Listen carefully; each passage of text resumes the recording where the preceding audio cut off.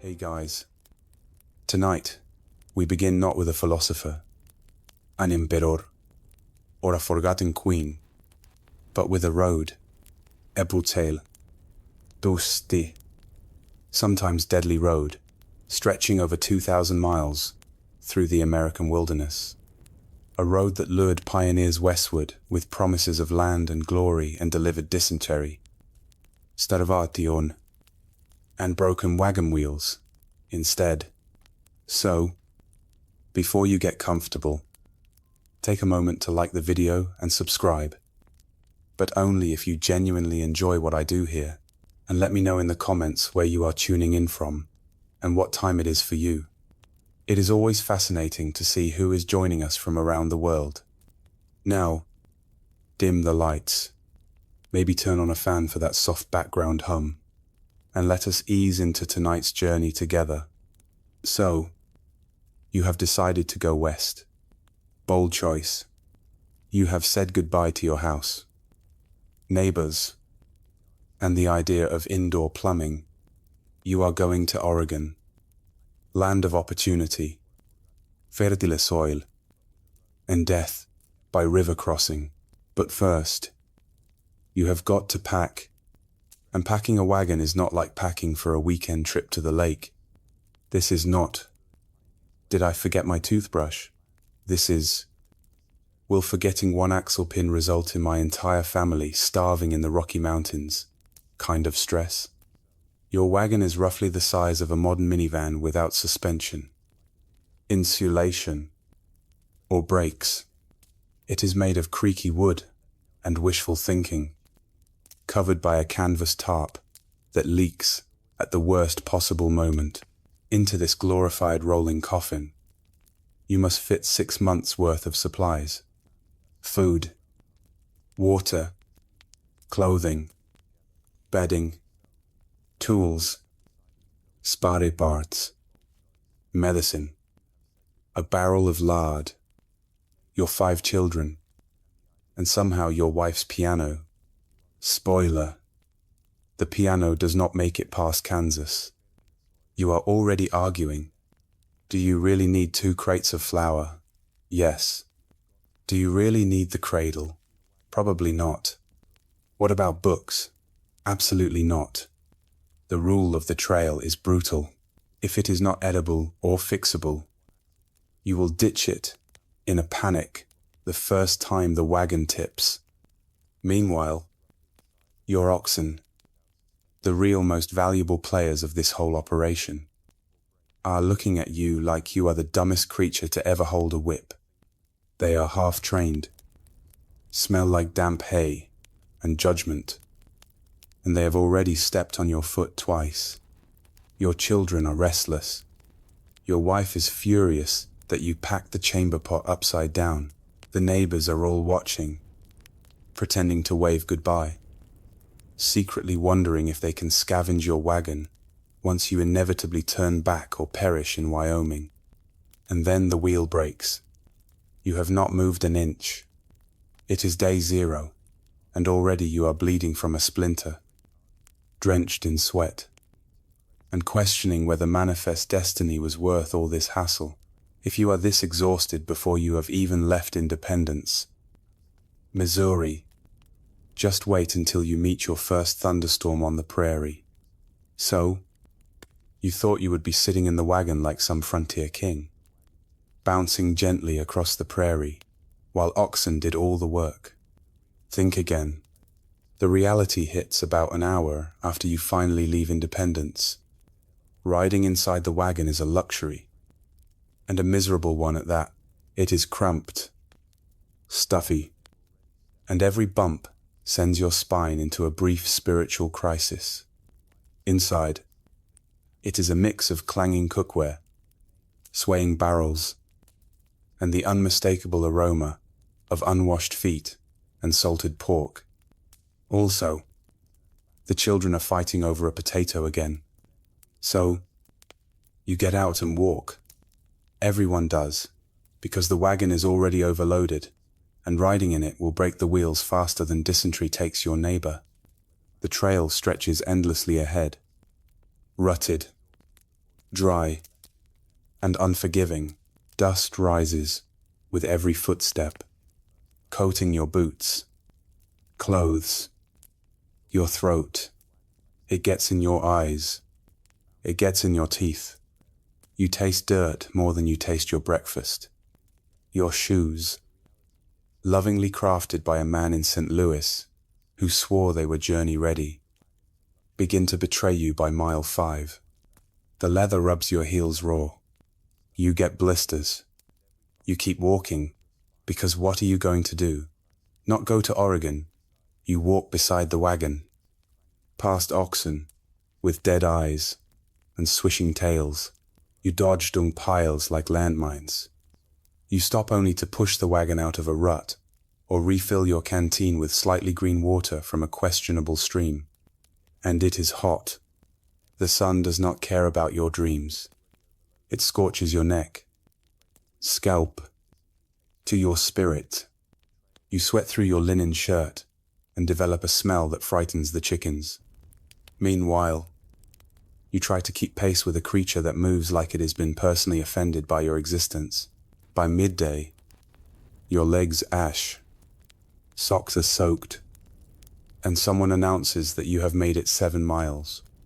You collapse on a rock, gasping, while someone cheerfully reminds you, only 2,000 more to go. Welcome to the Oregon Trail. You thought it was a road trip. It is actually cardio in hell. Morning breaks on the trail like a slap. You slept on the ground with a rock for a pillow and something suspiciously squishy under your blanket. Probably a beetle. Your back is a road map of aches. Your mouth tastes like wagon grease.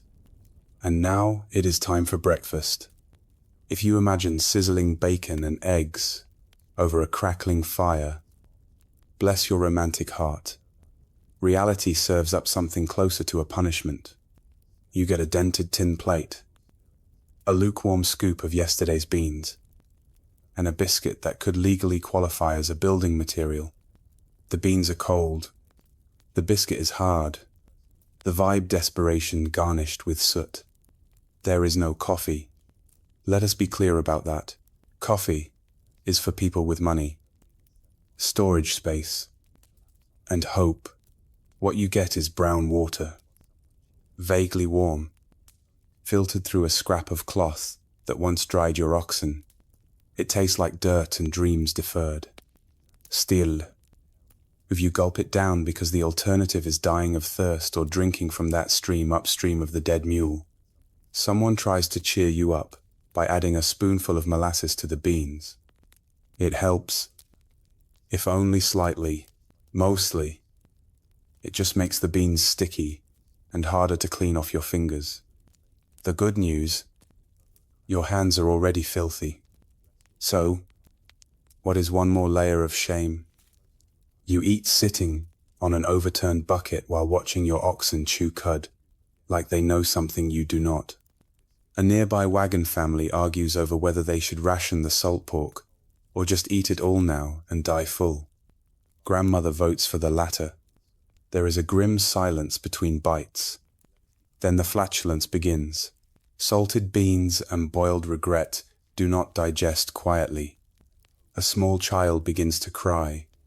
Another asks if sugar exists in Oregon. You lie and say yes. Cleanup is just as glamorous. You scrape your plate clean with a stick. Rinse it with warm spit or a precious drop of water, and toss it back in the wagon next to the pickled cabbage jar you now deeply resent. And that was the good meal. Lunch, I hope. Dinner, if you are lucky. Slightly warmer regret. So you thought you would be traveling with noble steeds galloping across the plains, your hair flowing in the wind like some 19th century action hero. Instead, you got oxen, 4 of them, thick-necked, slow-hoofed, and about as graceful as a wardrobe on legs. These creatures are not here to inspire poetry. They are here to drag your 1,600-pound death wagon across 2,000 miles of rutted misery. and they are not thrilled about it. You named them something cute when you started. Buttercup, Clover, Chestnut, and Hank. Now they go by their true names. Stubborn, flatulent, mostly useless, and Hank, still a jerk. Oxen do not move quickly or at all if they are not in the mood, and they are rarely in the mood. They stand there chewing slowly, staring into space like they are contemplating the futility of life. You yell, they blink. You wave a stick. They fart. Sometimes they move, but only after you have started walking away in despair. They also do not steer well. They like to wander, usually toward poisonous plants, wasp nests, or steep drop-offs. It is like their internal compass points toward chaos. You try to correct them, but the yokes twist. Reins are frayed, and your patience died somewhere back near mile 2. And they are loud, mooing, snorting, groaning. It is like traveling with a quartet of bored trombones. At night, if you tie them to a tree and pray they do not wander off, tip the wagon, or plot against you in the moonlight. But here is the kicker. You need them desperately, because you are not pulling the wagon. Neither is your 8-year-old son. No matter how enthusiastic he was back in Missouri, without the oxen, your journey ends right there. So, you feed them, brush them, and apologize after yelling, even though deep down you suspect they enjoy your suffering. And when one goes lame, because of course it does, you limp onward, dragging everything a little slower, a little sadder, praying the next trading post has a spare. They say pioneers respected their animals. That is true, but it was a respect built on fear, sweat, and knowing that Hank could end your life by simply refusing to move. It happened sooner than you expected. One moment you are trotting along at your usual 1.5 miles per hour, humming a tune to keep yourself from crying. And the next crack, something snaps loudly, dramatically, like the wagon itself just gave up on life. Everyone stops. You look around. The oxen are still chewing, like nothing happened. The children are digging in the dirt for a pretend picnic. But you know deep in your soul, you know something important is broken. Maybe it is the axle, that cursed wooden bar that somehow holds your entire future together. Or maybe it is the tongue, the long beam connecting your wagon to the oxen, which now lies in 2 pitiful pieces, like a snapped bone. Either way, you are stranded, and it is day 3. You dig through your supplies for tools. You packed spare parts. Right. Or did you trade the replacement wheel for a sack of apples back in Independence? Those apples are long gone now. Eaten and mourned. You find a hammer, a bent nail, and what might be a butter churn lid. None of these help. There is no mechanic. No emergency hotline. Your nearest help is 30 miles behind you, and he is also missing a wheel. You consider using a tree branch as a makeshift fix. It works for about 12 feet. Then the whole wagon lurches sideways like a dying elk and drops half your flour barrel into the road. Flour gone, floating in the breeze, like snowy disappointment. The rest of the party. Because yes, you are traveling with others. Watch politely, pretending not to judge you, but absolutely judging you. One of them whispers, "Rookie," under their breath. Another offers help in the most condescending tone imaginable. You smile through your teeth and tell them you are figuring it out. Spoiler, you are not. By the end of the day, you have spent 6 hours whittling a splint out of firewood, lost a day's worth of progress. and learned that wagon parts were apparently made of glass and betrayal. You finally get moving again, a little slower, shakier, and then someone says, "Hey, where's the water barrel? You left it behind." Of course you did. You have made it to your first river crossing. It is wide. It is muddy, moving fast enough to make you question every decision you have ever made. On the other side, more trail, misery, in between, your worst nightmare, disguised as water. There is no bridge. Of course not. This is 1845. Not a weekend hike. You have 3 options. Ford it, float it, or pray really hard and try both. Option 1. Ford the river. Drive the wagon straight through, like you are some kind of frontier Aquaman. The water is waist deep. The current is strong. And the bottom is a mystery. Rocks. Maybe holes. Definitely. Eel monsters, emotionally. Yes. Option 2. Cork the wagon and float. This involves coating the bottom of your wooden wagon with pitch or tar, then convincing yourself that this will somehow turn it into a boat. You pile your terrified children into it, load up your food barrels, and push off, hoping it floats and does not immediately become an underwater coffin. Option 3. Ferry. If you are lucky enough to be near one, and if you can afford it, some pioneers paid in silver, others in flour. One man traded a goat. You traded your goat 2 days ago for a hat. So you forded, halfway across. One of the oxen panics and bolts sideways. The wagon tilts. Your crates slide. And your barrel of pickled cabbage goes full, Titanic. A scream echoes across the riverbank. You do not know if it is from a child, your wife, or your own soul. You make it to the other side, barely soaked, shivering, and missing one boot. Everything is wet, your clothes, your gunpowder, your flour, your dignity. A wooden spoon floats past you. It used to be in the soup pot. The pot is gone now. So is the soup. The children are crying. You are crying. One ox is chewing grass, like nothing happened. Another is lying down in what appears to be resignation. You try to light a fire to dry off. Un but surprise. Wet wood does not burn. You finally collapse by the soggy wagon wheel, dripping and defeated, just in time to hear someone ask, "Was not there a ferry half a mile upstream?" You knew it was coming.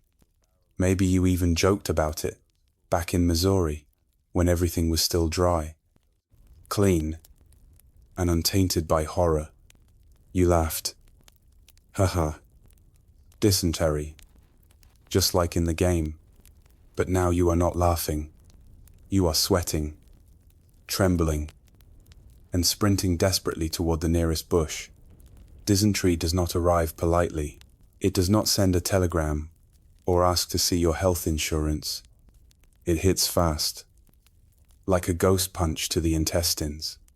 One moment, you are walking along enjoying a chunk of jerky. The next, your gut turns on you with a vengeance that feels personal. At first, you think it is just bad beans, or maybe the greenish water from that suspicious stream yesterday. But then your stomach makes a noise so unnatural, it silences the entire camp. Even the oxen stare. And then you run. Now there is no toilet on the trail. There is just nature and shame. You find a spot behind a scrub bush, armed only with a ragged square of cloth and a prayer. Meanwhile, the rest of the party quietly pretends not to notice.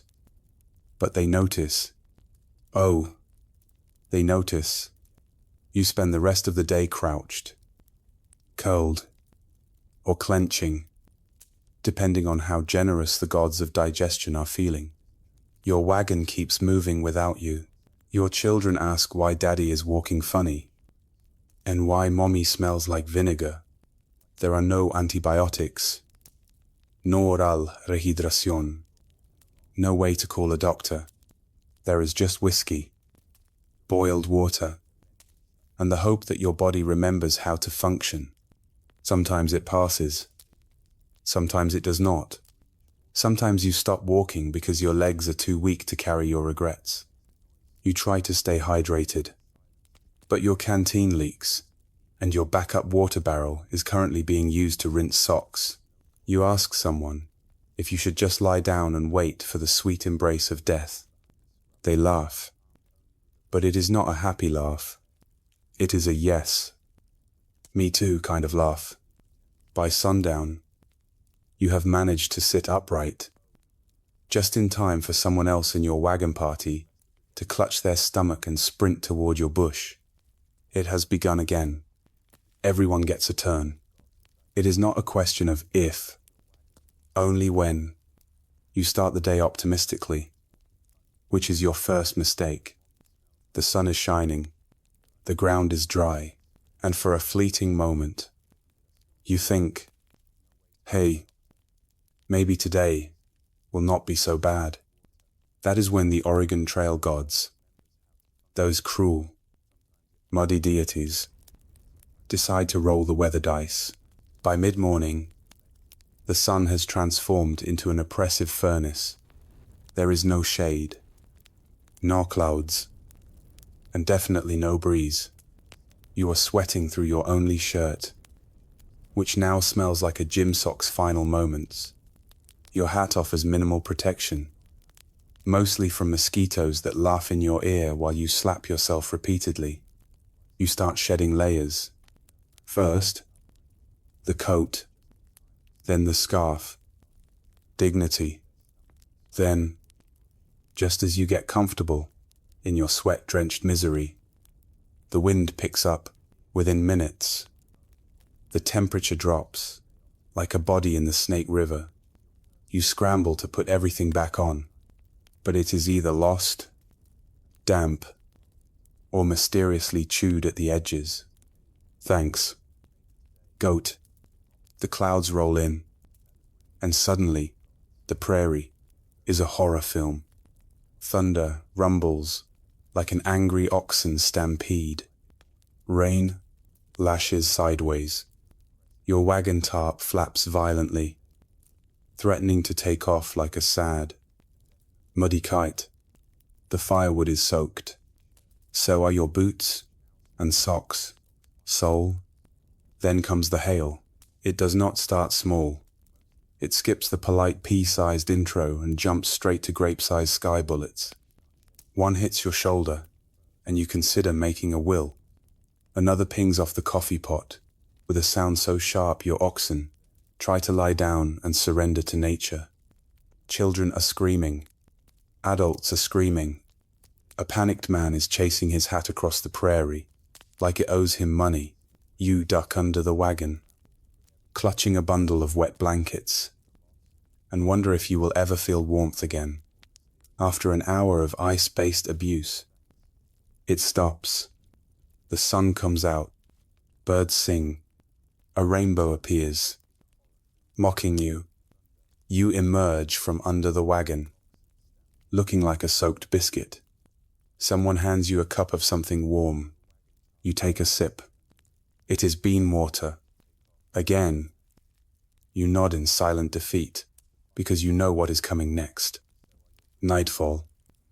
When things somehow get worse, remember back in Independence, when you proudly loaded your wagon with sacks of flour, salted pork, beans, and dreams. Well, by day, whatever this is, all of it is looking suspicious. You open a barrel of hardtack and discover it has the texture of limestone and the flavor of historical punishment. There is movement, not metaphorical, literal. You close it again and pretend you did not see anything.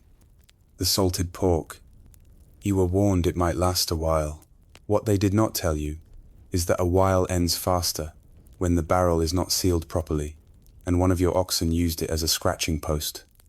It is now covered in a fuzzy white coat of despair. You scrape it off. That is just what people did. Scrape and eat. Then pray. Your flour is lumpy. Beans are bugged. Even your sugar smells like it has been places. You shake the coffee tin. Empty. You cry a little. Then there is the water. The once gleaming barrel of fresh water is now a tepid soup of floating twigs, dead flies, and an unidentified blob you do not want to poke. You strain it through a piece of cloth, possibly once a sock, and convince yourself it is clean. It is not. Tonight's dinner is stew. Technically, it is a grey, unidentifiable mixture of mystery beans, questionable pork, and a carrot that has seen some things. The flavor is best described as boiled sadness. You chew slowly, telling yourself it is better than nothing. It is not. Someone finds a biscuit from day one. It is hard enough to deflect arrows. You break it with a rock. Inside small beetle. You name him Larry. Larry is the most nutritious part of your day. Food rotation is a game of edible Russian roulette. You smell everything twice, then eat it anyway, because the only other option is fasting, which is not a noble spiritual journey. It is just being hungry in a wagon, next to someone loudly chewing on pickled cabbage. By the end of the meal, you feel full, but nervous. There is a certain bubbling. You find yourself watching the bushes again. One more day. One meal. One more reason. You probably were not built for this. You wake up to the sound of sobbing. Not the usual kind. Not a child whining about blisters or someone groaning over spoiled beans. No. This one is different. Heavy. Final. You step out of the wagon and immediately know someone died last night. Maybe it was Old Man Jenkins, the one who looked like he was being held together by grit and jerky. Or maybe it was the little girl with the cough that would not quit. Or the baby born 3 days ago under the wagon during a thunderstorm. You did not even know her name. There are no undertakers, no polished caskets, no solemn organ music. Just a shallow grave, dug in hard dirt with a spade that is also used to scoop beans. The body is wrapped in a blanket, the least moldy one available, and lowered in with care, or at least grim urgency. The preacher in your group, who also doubles as the blacksmith, says a few words, something about dust and eternity. The Lord's will. Someone coughs. Someone else mutters about getting a move on, because the dead do not wait. But neither does the trail. There is no headstone. Just a pile of rocks to keep scavengers away. You carve a name into a piece of wood if you have the time. If not, well, they will be forgotten by the next rainstorm. Sometimes you wonder how many graves you have already passed without knowing. You try not to think about it. You focus on the wheel. Oxen. Miles ahead. You eat lunch with the taste of morning in your mouth. A child asks why grandmother is not walking today. You lee again. At first, it shakes you. Then, it dulls. Then, it becomes part of the routine. Someone dies. You bury them. Move on. Trail statistics tell you this is normal. 1 in 10 never made it. Disease. Accidents. Childbirth. Exhaustion. You were warned. You just did not think it would be someone you knew. Someone who shared their molasses with you. Someone who helped push your wagon out of the mud.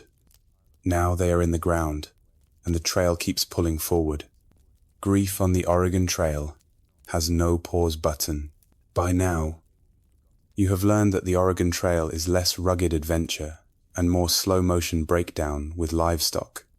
But just when you think the worst is behind you, the dysentery, the blisters, the funeral nature decides to roll out its welcoming committee. First come the coyotes. They howl at night like a middle school flute recital, loud, off-key, and deeply unsettling. At first, you think it is wolves? Then someone explains, no, wolves would be quieter.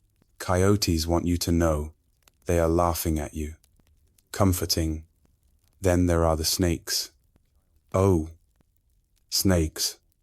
You roll up your bedding one morning and find a guest curled up in the folds, napping like it paid rent.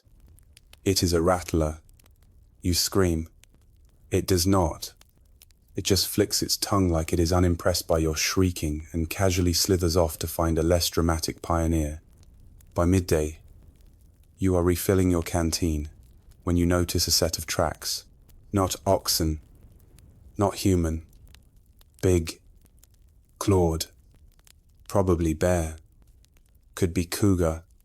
Either way, your odds of winning in a fist fight are hovering somewhere between grim and laughable. And let us talk about raccoons. If you thought these fuzzy bandits were cute, you have never had one unzip your food sack with the precision of a surgeon and make off with your last piece of hardtack while staring directly into your soul. One even tried to climb into the wagon at night. You threw a boot at it. It threw it back, but the crowning moment, skunk. It waddles into camp like it owns the place. You try to shoo it off gently because you are not insane. But someone thinks loud clapping is a good idea. It is not. It turns its fluffy rear toward the group and drops a stench equivalent of a full-blown existential crisis for 3 days. Everything, your clothes, your wagon, your soul smells like vengeance. At this point, the oxen are the only animals you trust, and even they eye you like they are considering mutiny. Wildlife on the Oregon Trail does not care about your manifest destiny. It wants your food, your boots, and your dignity, preferably in that order. At some point on the trail, probably around mile 500, you stop noticing how bad everything smells. Not because things improve, but because your brain has raised a white flag and quietly left the building. Let us be honest. You have not bathed since Missouri, and even then, it was more of a sponge rub with lukewarm water and half a bar of soap that dissolved the second it touched human skin. Now you are lucky if you get to splash your face with creek water that is not actively flowing over a dead squirrel. You would like to change clothes, but the clean ones are buried under 3 crates of flour and a screaming chicken. And even if you could get to them, they are just as filthy. Everything is dusty, sweaty, and vaguely sticky. Your socks have become biohazards. Your boots smell like they are fermenting, and your hair a crunchy monument to trail dust, grease, and hopelessness. If a bird landed in it, you would not even notice. In fact, it might be comforting to have the company. You have considered washing. You really have. But that would require water, pressures, a ration, and using it on your body instead of your oxen is seen as borderline treason. You once suggested taking a dip in a stream, only to be reminded that little Jimmy did that and caught creek rash. Jimmy has not been the same since. Toothbrushing, hilarious. You chew on a twig, if you remember. Your breath could legally be declared a weapon. You have scared off a raccoon just by yawning. The wagon itself smells like a traveling compost heap. A mix of unwashed humanity, spoiled bacon grease, damp canvas, and whatever is fermenting in the pickled cabbage barrel. which no one has dared open in 3 days. Every night, you curl up in that mess, wrapped in a damp blanket that may or may not have mold growing on it, and try to pretend you are still a person. By now, no one even comments. Everyone stinks. You pass each other and nod respectfully, not as friends, but as fellow survivors of the Great Odor War. Cleanliness, like comfort and joy, was something you left behind in Missouri, somewhere near the middle of nowhere, possibly Nebraska. Limbo. It hits you. Why am I doing this? You do not even remember anymore. Was it the promise of free land? Adventure. A cousin in Oregon who wrote one letter before disappearing into a logging accident. You stare out at the endless plains, each one looking exactly like the last, and begin to suspect this was less of a journey and more a slow, dusty mistake. Your back hurts, your legs ash, your face feels like it has been sandpapered by the wind, and your oxen, who now openly ignore your commands, look healthier than you do. Your fellow travelers are equally unwell. One man talks to his wagon wheel now. Your wife has not spoken since Kansas, except to curse at the firewood. Your children ask if Oregon has real beds and real food. You answer with the vague confidence of someone who absolutely does not know. You find a flat rock and sit on it. Not because you are tired, but because your soul needs a moment to grieve. You used to be someone. You had shoes with soles. You had dreams. Now, you have sunburn and a shirt that smells like boiled despair. A tumbleweed rolls past almost mockingly. You try to journal, but the ink is dried out, and your fingers are too sore to grip the pen. So you stare and think and regret. Then someone in your group cheerfully shouts, "Only 1,000 more miles to go." You do not respond. You simply lie flat on your back in the dust and make peace with the prairie. Avulture circles overhead. You wave at it. It waves back.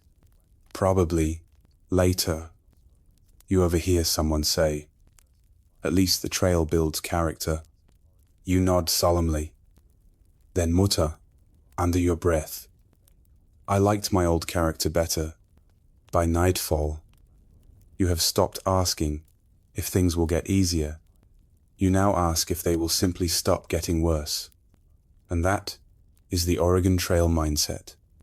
Really, not hope, not determination, but a quiet, dusty form of acceptance. You keep walking, not because you want to, but because going back would mean walking all the way back. By this point, you have stopped functioning like a regular human being. You have gone feral in a quiet, dusty, extremely dehydrated sort of way. You no longer see the wagon as a tool or burden. It is your only constant companion, your home, your enemy, your therapist. You catch yourself talking to it. At first, just muttering, "Let us get over this hill," of girl, then full-blown conversations.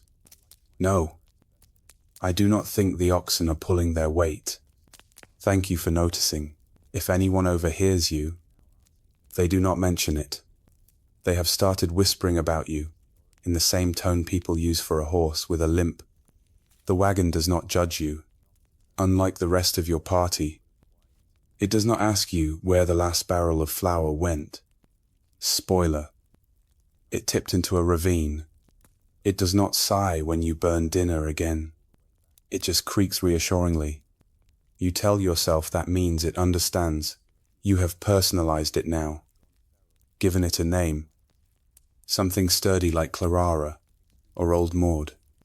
You pat it in the mornings. You apologize when a wheel hits a rock too hard, when it groans under a heavy load. You whisper, "I know, Girl, I know, one day, someone finds you polishing the axle with your shirt sleeve, murmuring sweet nothings about reinforced dowels. They back away slowly, probably wise. And it is not just the wagon. You are forming emotional attachments to anything with weight and silence. Your shovel has become a confidant. Your coffee pot is a symbol of hope. The dent in your mess tin, a reminder of that hailstorm in Chapter 8. You treasure it. The trail has peeled away everything unnecessary. Hygiene, modesty, social norms.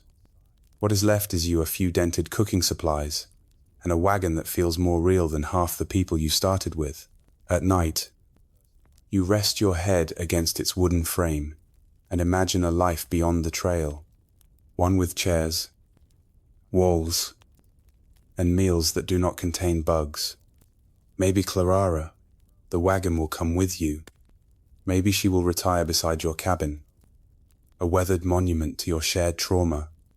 Or maybe she will be firewood. But tonight, she is your best friend. You did it. You have made it to Oregon. You are still standing. Barely. And so is your wagon. Though it now makes a noise like a dying whale every time it turns a corner. The oxen have stopped acknowledging your existence entirely. They just stare into the horizon like they have seen too much. After over 2,000 miles of misery, you have arrived at what you were promised was paradise. You expected rolling green follies, singing birds, and people applauding your heroic arrival. Instead, you get rain, constant, bone-soaking, soul-eroding rain.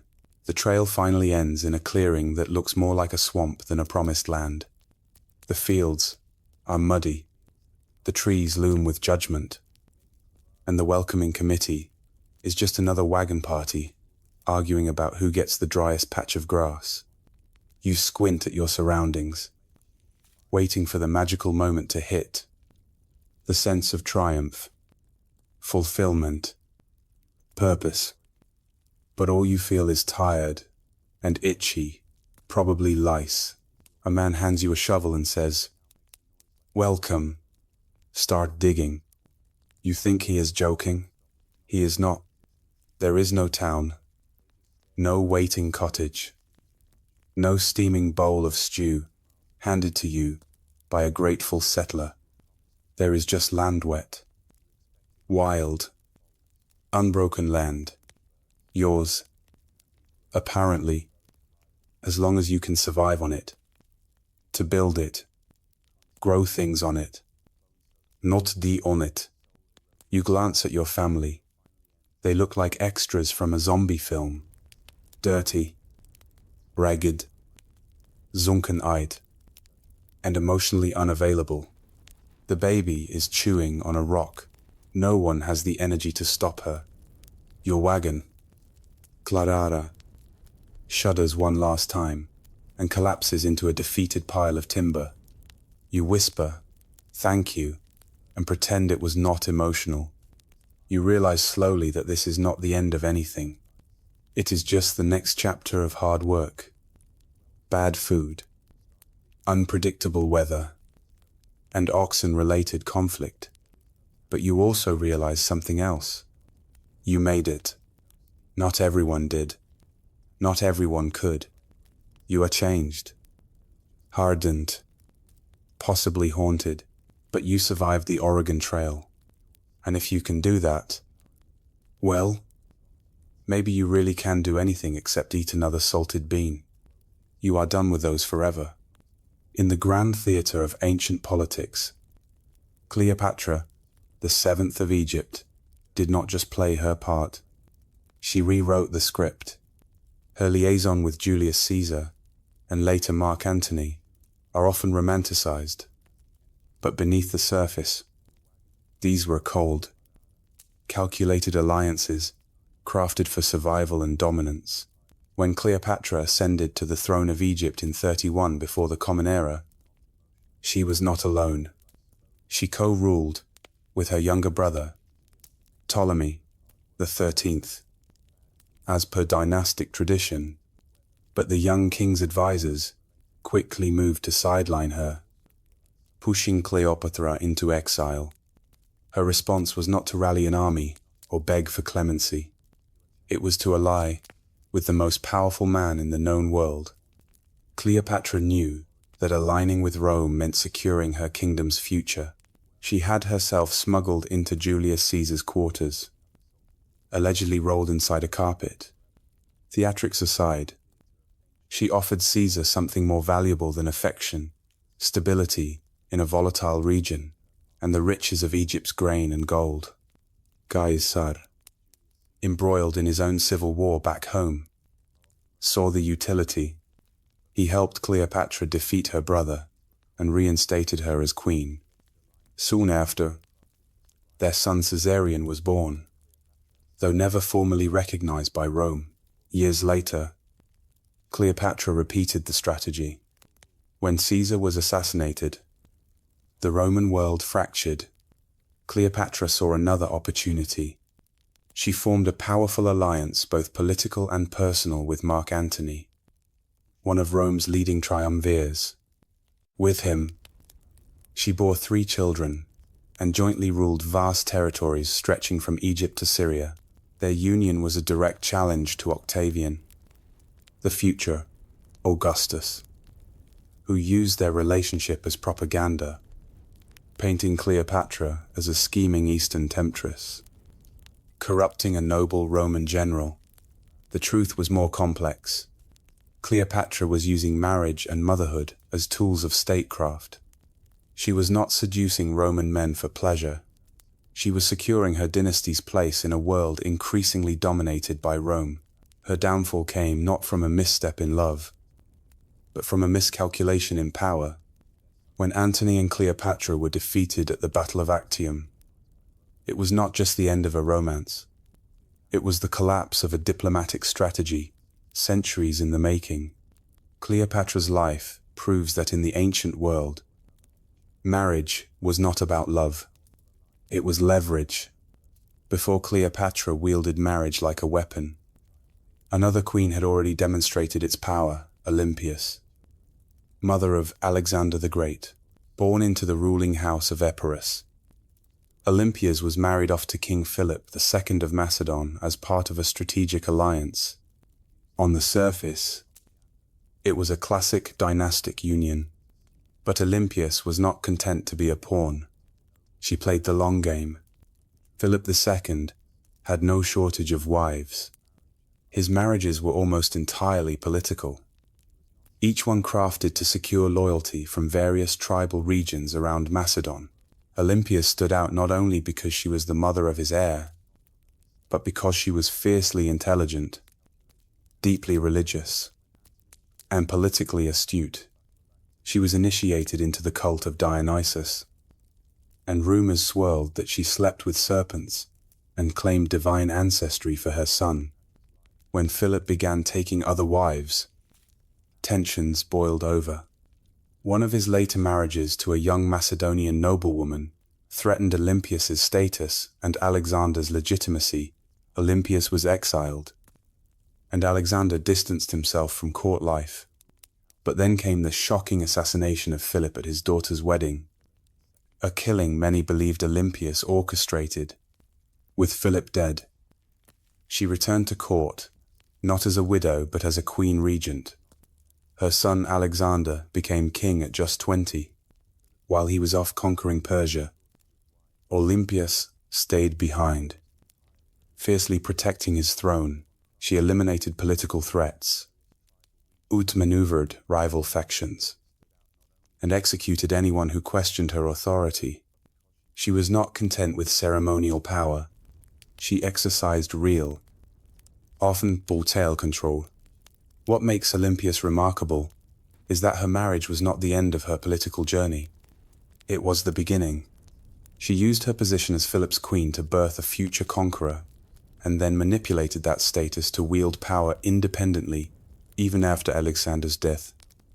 She continued to scheme, trying to preserve her grandson's inheritance amid the chaos of successor wars. Ultimately, her enemies caught up with her, and she was executed in a power grab. Still, her legacy endures. Olympias proved that royal women could be more than passive political tokens. In fact, they could be architects of empire. Her story laid the blueprint for queens like Cleopatra, who learned that in the ancient world, power often wore a wedding veil, while Olympias and Cleopatra used marriage to gain or maintain power in volatile regions. Livia Drusilla mastered a different game, long-term imperial influence from within Rome's most powerful family. Her marriage to Octavian, who would become Augustus, Rome's first emperor, was not just a love match. It was a calculated merger of prestige, wealth, and dynastic ambition. Livia was already married and pregnant when she first met Octavian. That did not stop him. So captivated or strategically motivated was he, that he forced a quick divorce from both sides. Livia's husband was exiled, and within months she was married to the future emperor, still visibly pregnant from her previous union. It was the kind of scandal that would have destroyed reputations in the Republic. But shifting tides of power were already washing away the old rules. Though Livia never bore Augustus a child, their marriage became the axis around which the Julio-Claudian dynasty revolved.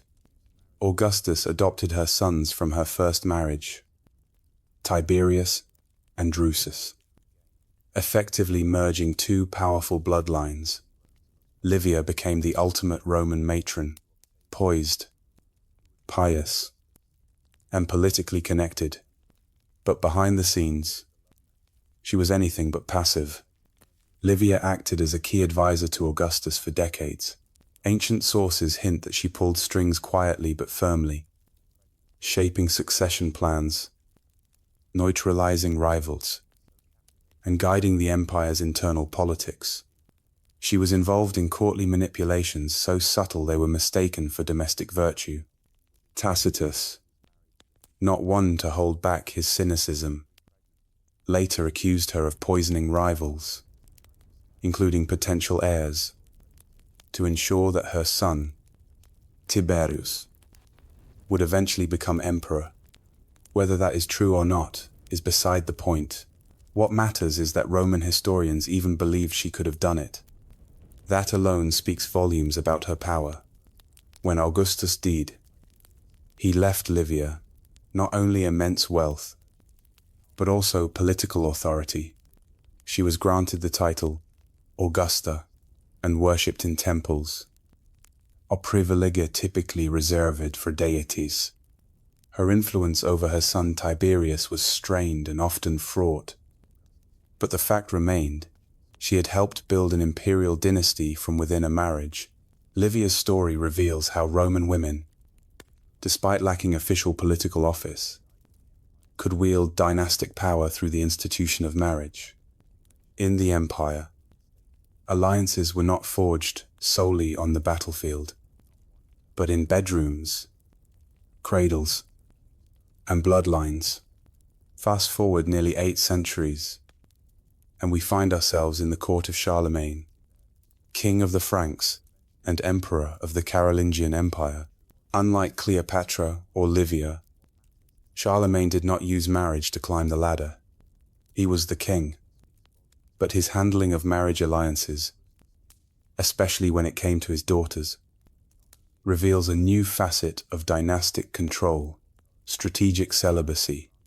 Charlemagne himself married several times and had numerous concubines.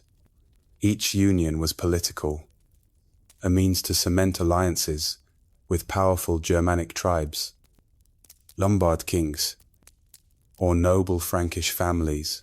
But when it came to his daughters, he took a bizarrely possessive approach. Despite living in an age where princesses were routinely traded like diplomatic currency, Charlemagne refused to marry off his daughters to foreign rulers or even local aristocrats. Why?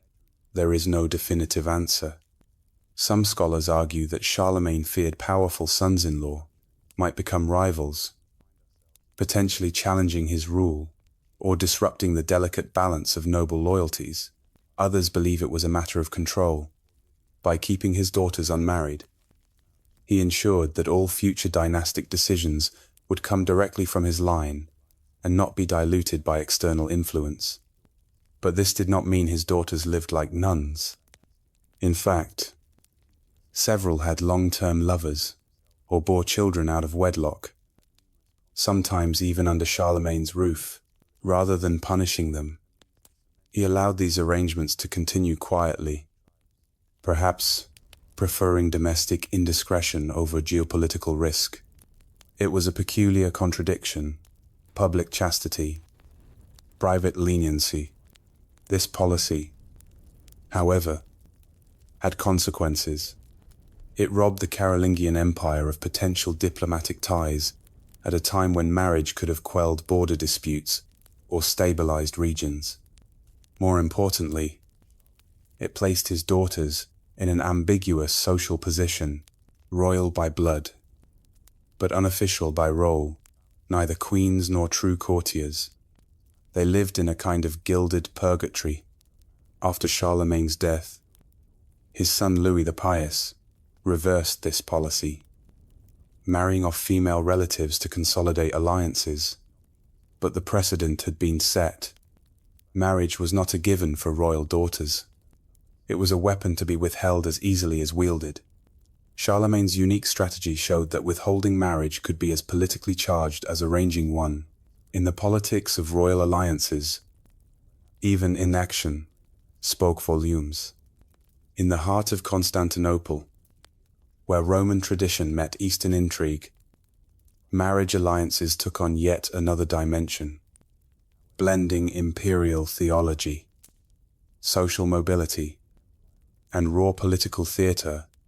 No figure illustrates this more vividly than Empress Theodora, the wife of Justinian I. Unlike the royal-born Olympias or dynastically embedded Livia, Theodora began life far from the marble halls of power. She was the daughter of a bear trainer and, according to some sources, worked as an actress and courtesan, a background that would have disqualified her from marrying into nobility in almost any other empire. But Justinian saw something different in her intelligence, charisma, and unmatched political savvy. Against enormous resistance from the Byzantine aristocracy, he married her, and she became empress in 527. Theodora's rise was not just a personal victory, it was a disruption of the established marriage system. Byzantine emperors were expected to wed noble women from prestigious families to secure alliances. By choosing Theodora, Justinian broke with tradition, signaling that his reign would be defined by centralization, reform, and unpredictability. And she did not disappoint. Once the empress, Theodora became Justinian's most trusted advisor.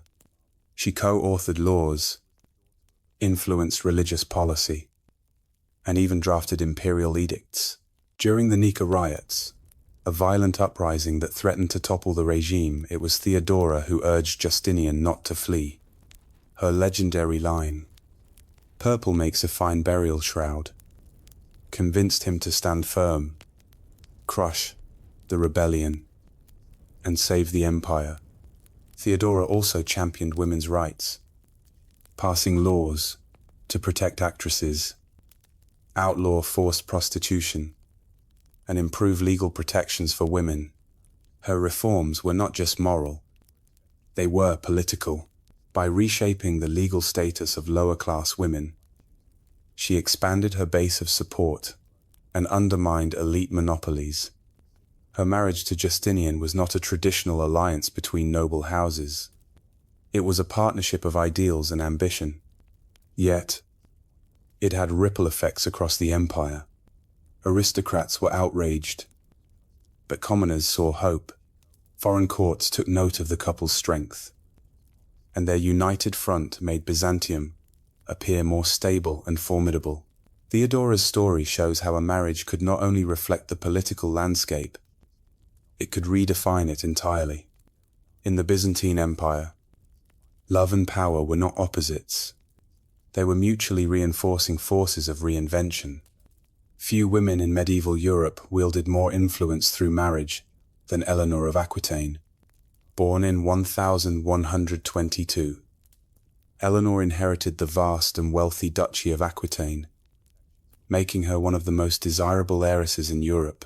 But Eleanor was not just a passive prize. She used her marriages not only to maintain her own power, but to shape the political geography of France and England for generations. Her first marriage was to Louis VII of France. This was a textbook political alliance. The French crown sought control over Aquitaine, and Eleanor's hand in marriage delivered it, at least temporarily. But the match was a poor one. Louis was devout, rigid, and indecisive. Eleanor was intelligent, independent, and ambitious. They clashed frequently, especially during the disastrous Second Crusade, where Eleanor insisted on leading her own troops and was rumored to have had an affair with her uncle Raymond of Antioch. Their marriage was annulled in 1152, officially on grounds of consanguinity, but really because they could not stand each other and had produced only daughters. Almost immediately after, Eleanor did something shocking. She married Henry, Duke of Normandy, who would soon become Henry II of England. With one move, she shifted her allegiance and Aquitaine's wealth from France to England, sparking tensions that would fester for centuries. As Queen of England, Eleanor bore 8 children, including Richard the Lionheart and King John. But her influence was not confined to childbearing. She actively participated in governance, helped administer territories, and even led a rebellion against Henry when their marriage soured. For 15 years, she was imprisoned, proof of her political danger. Upon Henry's death, Eleanor re-emerged as a formidable power broker. She negotiated Richard's release from captivity, arranged dynastic marriages across Europe, and governed England in his absence. Her webs of alliances, carefully spun through both blood and betrothal, extended from Sicily to Castile.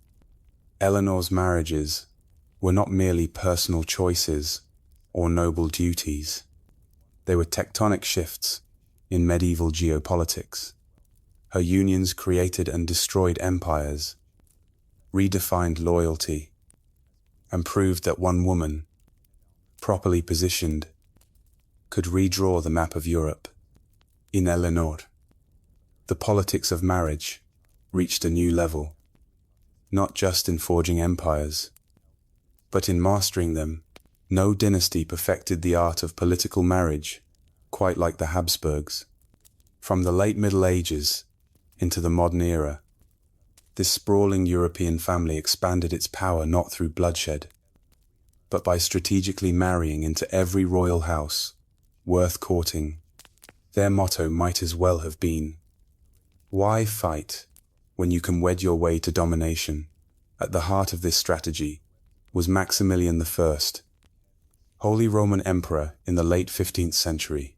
His marriage to Mary of Burgundy in 1477 brought the wealthy and rebellious Burgundian territories under Habsburg control, an acquisition that gave his family a foothold in Western Europe and made the French nervous for centuries. But Maximilian's most powerful move was on behalf of his children. His son, Philip the Handsome, married Joanna of Castile, heir to the combined Spanish kingdoms of Aragon and Castile. This union produced Charles V, arguably the most powerful man in 16th century Europe. Charles inherited Spain, the Netherlands, Austria, and parts of Italy not by conquest, But by virtue of these carefully arranged unions, he even ruled lands in the Americas, all thanks to paperwork, not warfare. The Habsburgs took this strategy to near absurd levels. They were infamous for marrying cousins, nieces, and even uncles to nieces in a relentless effort to keep power within the family.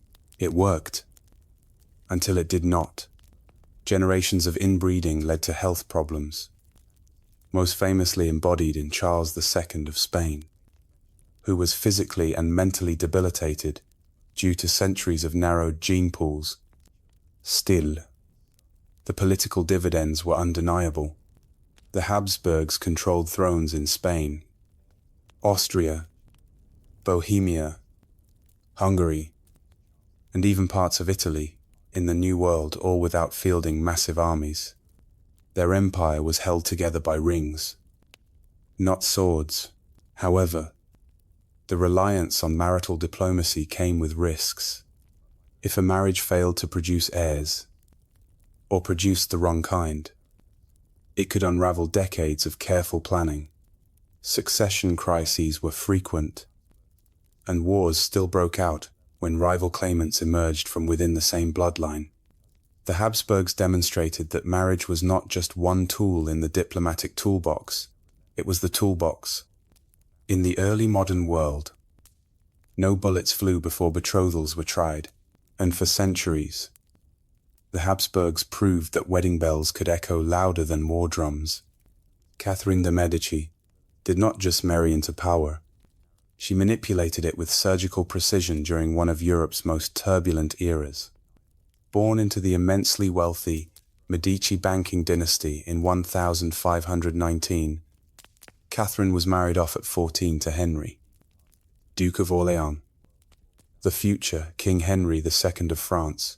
The match was arranged to solidify ties between the powerful papacy and the French crown. A classic case of political bookkeeping disguised as matrimony. At first, Catherine seemed sidelined. Her husband openly favored his mistress, Diane de Poitiers, and for years, Catherine failed to produce an heir. But when Henry ascended the throne and eventually died from a jousting accident, everything changed. Catherine became queen mother to 3 successive kings, Francis II, Charles IX, and Henry III. All were too young or too weak to rule independently. So Catherine did it for them. Amid growing conflict between French Catholics and Huguenot Protestants, Catherine turned to marriage as a political scalpel. Her most controversial move came in 1572, when she orchestrated the marriage of her daughter Marguerite de Valois to the Protestant Prince Henry of Navarre. The goal was to bring peace to a fractured kingdom through a symbolic union. Instead, the marriage detonated one of the bloodiest episodes in French history. Days after the wedding, Catholic mobs unleashed a massacre on Huguenot guests in what became known as the St. Bartholomew's Day Massacre. Thousands were slaughtered, and Catherine was accused then and now of engineering the entire ambush. Whether she ordered the killings directly remains debated, but she certainly used the marriage to lure Protestant leaders into a vulnerable position. Even after the carnage, Catherine did not abandon her marriage games. She spent years negotiating more dynastic unions, hoping to balance the power of French noble families and maintain royal control. Through it all, she retained her grip on France, not as a warrior, but as a mother, matchmaker, and manipulator. Catherine de' Medici transformed the royal wedding into a chess move where every bride and groom was a pawn in a broader game. Her legacy is one of brilliance and blood, proof that in the high-stakes world of early modern Europe, a marriage could ignite war just as easily as it could end one. From Cleopatra to Catherine de' Medici, marriage has been wielded like a sword, sharp, strategic, and often double-edged. Across the ancient and early modern world, royal unions were rarely about love.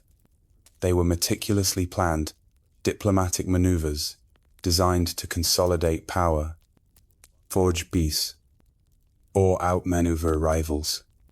Yet, for all their ceremonial splendor and supposed permanence, these alliances were precarious, their outcomes unpredictable. On the surface, marriage promised stability. Cleopatra's union with Mark Antony, Eleanor of Aquitaine's marriages to French and English kings, or Catherine de' Medici's wedding diplomacy, all sought to end conflict through union.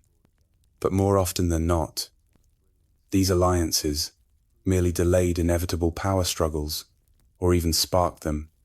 What is striking is the consistency of the method across time and cultures, whether it was the Macedonians using marriage to bind the fractured Greek world, the Romans fusing noble houses for succession security, or the Habsburgs annexing territory through vows. The logic remained the same: control the family, and you control the future. But this approach came at a cost, especially for the women involved. Royal daughters were treated less as individuals and more as bargaining chips, their value measured in dowries, strategic position, and childbearing potential. And yet some, like Olympias, Theodora, Eleanor, and Catherine, hijacked this very system. They played the game so well that they shifted from being pieces on the board to players moving the pieces. Even so, the system was never foolproof. Marriages failed. Ayastid. Political tides shifted. What began as a dynastic solution often collapsed into crisis. Civil war, or dynastic extinction. The Habsburgs' excessive inbreeding, for example, ultimately weakened the very bloodline they sought to preserve. By the modern era, marriage alliances began to lose their grip on geopolitics. The rise of nationalism, democratic movements, and modern diplomacy reduced the role of matrimony in statecraft. Still, echoes remain in constitutional monarchies, in ceremonial state visits, and in the enduring fascination with royal weddings. The politics of ancient marriage alliances were not just about affection or appearance. They were about survival. And for centuries, a royal wedding was not just a personal event. It was a declaration of intent, an act of war or peace, sealed with a kiss. More accurately, with a contract and a crown. The story of the Trail of Tears does not begin with soldiers and wagons. It begins decades earlier, in the fertile woodlands of the American Southeast, lands that had long been home to the Cherokee, Choctaw, Creek, Chickasaw, and Seminole nations. These were not isolated tribes living in ignorance of European ways. They had trade networks, complex governance, agriculture, and diplomacy that had evolved for centuries. By the early 19th century, many of these tribes were actively trying to coexist with the growing United States. Some even adopted European customs, Christianity, formal constitutions, plantation-style agriculture, and the ownership of enslaved people. But none of that mattered. As the population of the United States surged after the War of 1812, so did its hunger for land, especially in the South, where cotton was rapidly becoming king.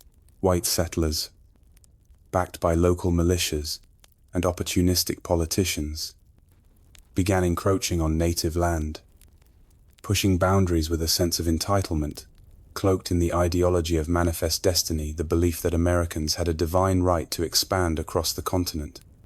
Despite formal treaties that guaranteed native tribes sovereignty over their ancestral lands, those agreements were repeatedly ignored or renegotiated under pressure. Legal battles were fought, and some tribal leaders still hoped that diplomacy might preserve their autonomy. The Cherokee Nation in particular took extraordinary steps to defend its rights. They formed a constitutional government, published newspapers, and took their case all the way to the United States Supreme Court in Worcester versus Georgia, where they won. But the ruling was only as powerful as those who enforced it. President Andrew Jackson famously refused to do so, allegedly saying, "John Marshall has made his decision. Now, let him enforce it." Meanwhile, violence and harassment against native communities escalated. Militia raids, arson, and forced land seizures became increasingly common. The Southeast was becoming a pressure cooker, and the federal government was preparing the legal and logistical framework for something unprecedented: the systematic removal of entire native populations from their homelands. The seeds of displacement had been sown, not through sudden acts of cruelty, but through decades of policy, prejudice, and calculated neglect. The stage was set. The roads west were being cleared, and the tears had not yet begun to fall, but they would soon, and in unimaginable numbers. When Andrew Jackson was elected president in 1828, the fate of native nations east of the Mississippi grew grim. Jackson was a war hero, known for his brutal campaigns against the Creek and Seminole during earlier military expeditions. He saw Native American sovereignty as incompatible with American progress, and viewed indigenous peoples not as citizens to be included, but as obstacles to be removed. Jackson wasted little time. In 1830, he signed the Indian Removal Act into law. On paper, it was framed as a voluntary exchange. Tribes would relocate west of the Mississippi River in return for land, money, and government support. But in reality, it was legalized coercion. The law gave Jackson and future presidents the authority to negotiate removal treaties, many of which were signed under duress or by minority tribal factions without broad tribal support. The act passed in Congress by a narrow margin. Many Americans, particularly in the North, opposed it, including figures like Davy Crockett and missionaries who lived among native communities. But in the South, the law was wildly popular. White farmers and speculators were eager to seize the lands of the so-called 5 civilized tribes, especially the fertile territories in Georgia, Alabama, and Mississippi. Georgia wasted no time, even before the ink dried. The state moved to assert jurisdiction over Cherokee lands, ignoring both federal treaties and Supreme Court rulings that declared such moves unconstitutional. Cherokee leaders continued to resist through legal means, while Jackson's administration quietly encouraged aggressive encroachment. To Jackson and his supporters, removal was seen as a benevolent alternative to extermination or assimilation. He argued that it would save native nations from destruction by moving them beyond the reach of white settlers. But to the tribes, it was thinly veiled theft, an act of dispossession under the guise of policy. The Indian Removal Act marked a turning point.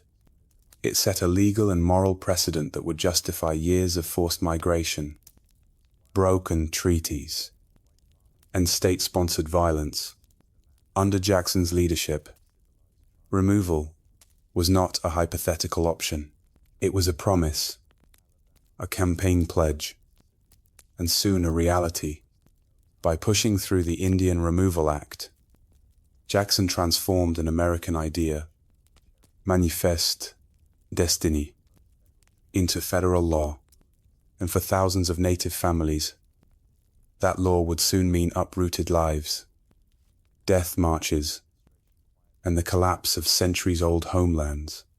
Faced with mounting pressure to abandon their lands, native tribes responded in diverse and often divided ways. Some attempted to resist through legal and diplomatic channels.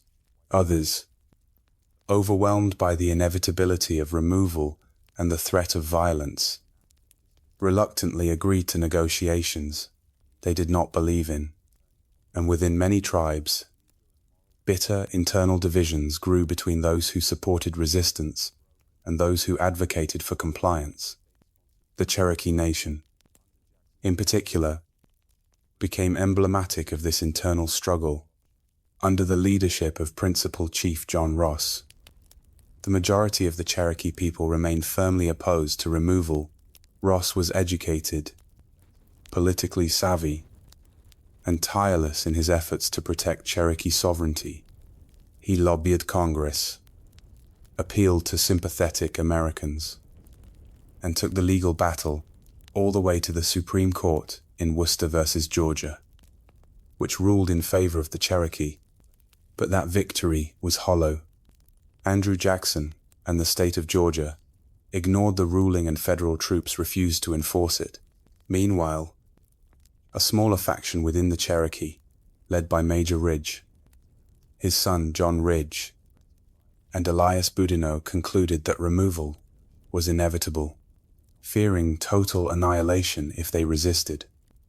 They signed the Treaty of New Echota in 1835 without the consent of the tribal majority.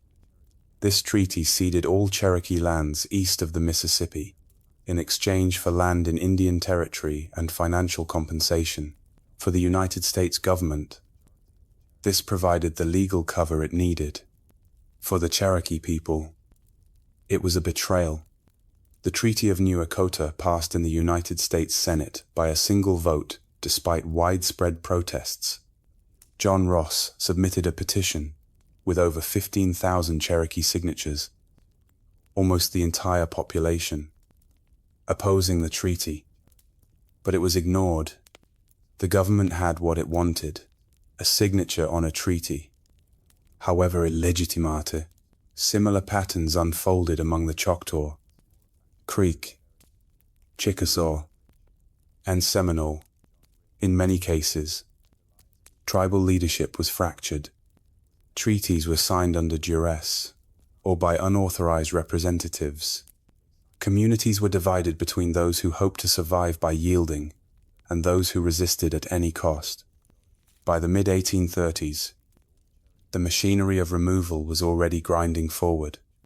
What had once been debated in Congress and the courts was now becoming reality, and for many tribes, the resistance had failed, not because it lacked courage, but because the weight of American expansionism was too heavy to stop.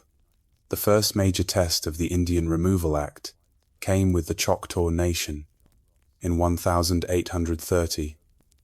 The Treaty of Dancing Rabbit Creek was signed, another so-called agreement made under enormous pressure. It ceded over 11 million acres of Choctaw land to the United States in exchange for territory in what is now southeastern Oklahoma.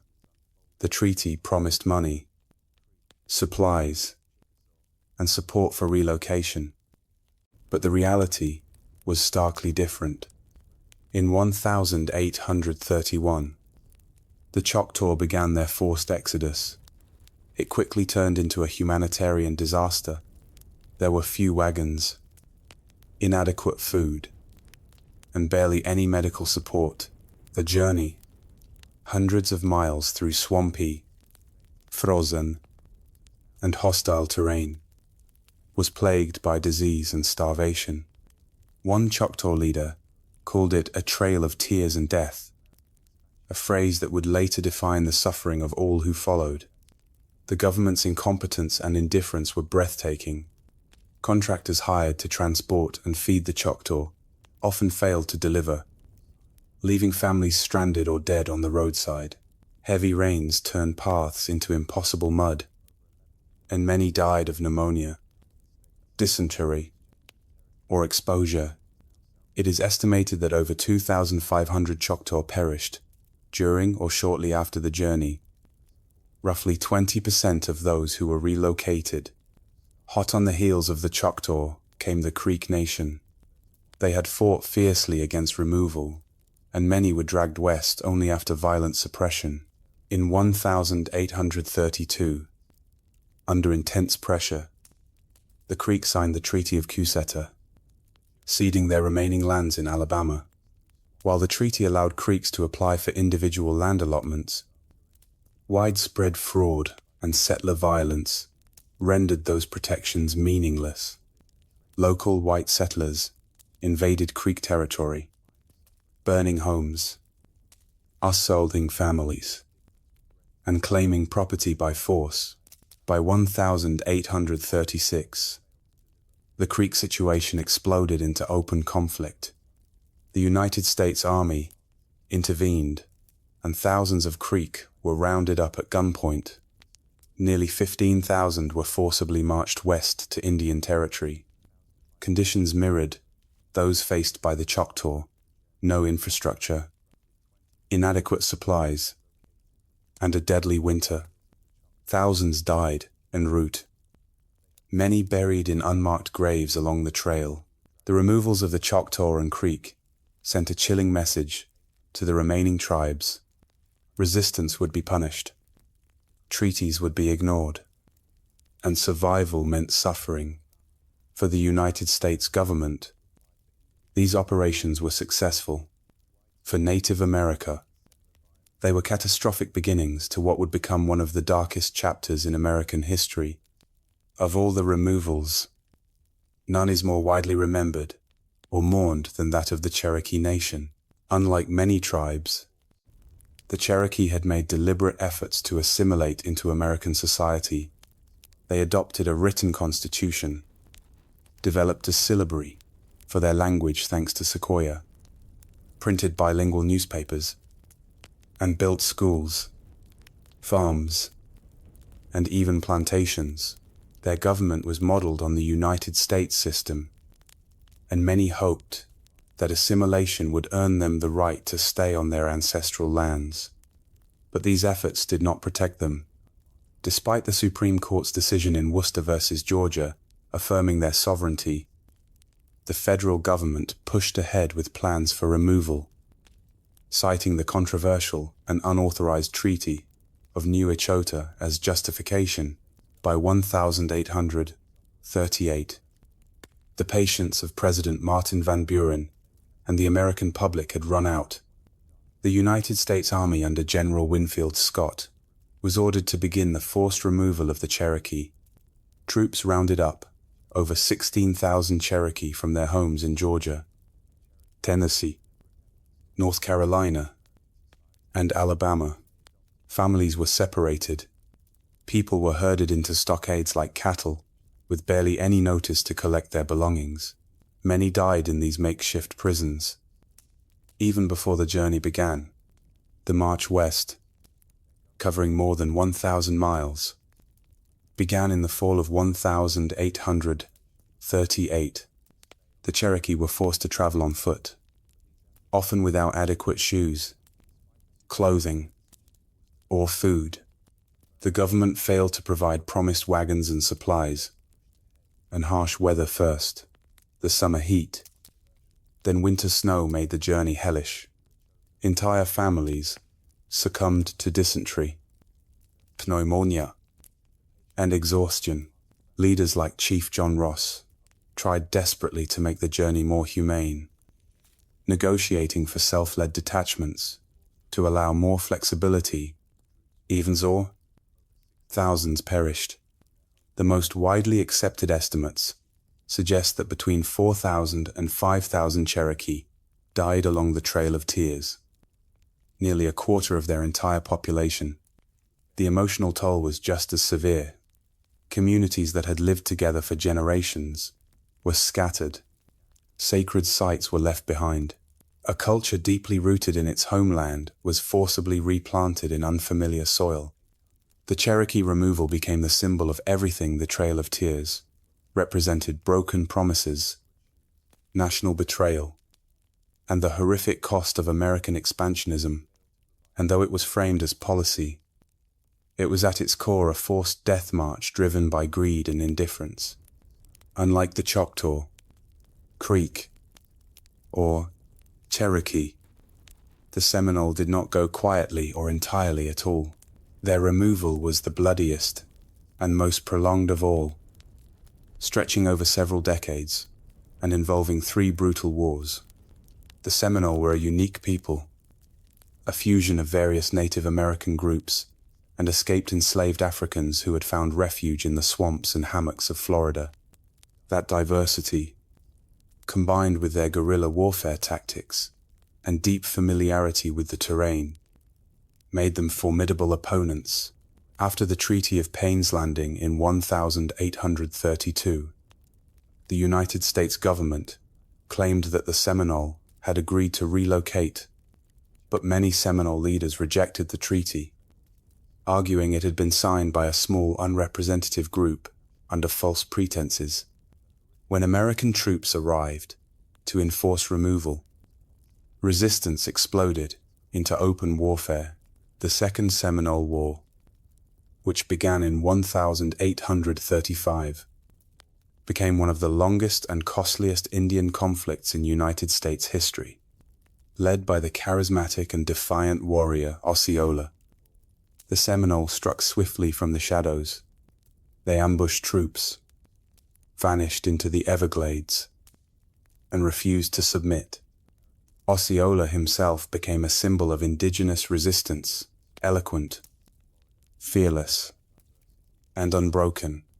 But his story ended in betrayal. In 1837, Osceola was captured under a false flag of truce during supposed peace negotiations. He was imprisoned and died of illness shortly after. His capture marked a turning point, but not the end. Fighting continued for years. The government poured millions into the campaign, deploying tens of thousands of troops in an effort to root out the resistance. Ultimately, thousands of Seminole were killed or forcibly removed, sent to Indian Territory in Oklahoma. Yet, some held on. A small number of Seminole families never surrendered, retreating deeper into the Florida wilderness. Their descendants remain in Florida to this day. Proud of being the only major tribe that never signed a formal surrender treaty, the Seminole resistance challenged the narrative that native removal was inevitable or orderly. It exposed the cruelty of government's tactics and the resilience of a people who chose defiance over submission, where others walked the trail of tears. The Seminole dug in, fought back, and left a legacy of resistance that echoes across American history as a rare but powerful refusal to be erased. By the early 1840s, most forcibly removed tribes had completed their harrowing journeys to Indian Territory, an expanse of land in what is now Oklahoma, set aside by the United States government as a supposed permanent home for Native Americans. But even after the trauma of removal, their suffering was far from over.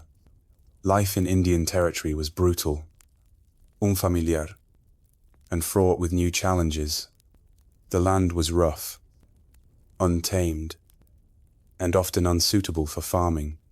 Tribes had to start over from scratch, rebuilding homes, communities, schools, and governments.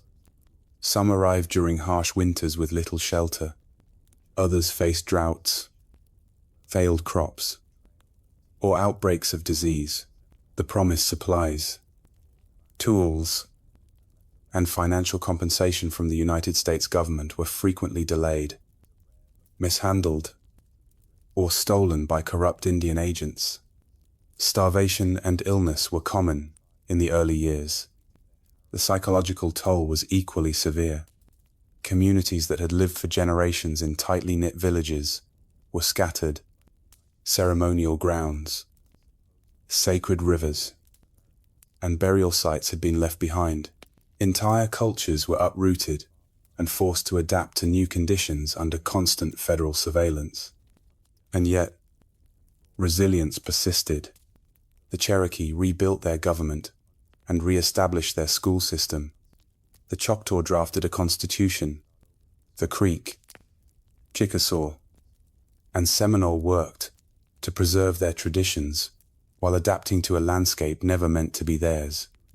These efforts were acts of defiance, proof that cultural annihilation had not succeeded. Still, tensions bubbled beneath the surface, the divisions sown by forced treaties, especially among the Cherokee.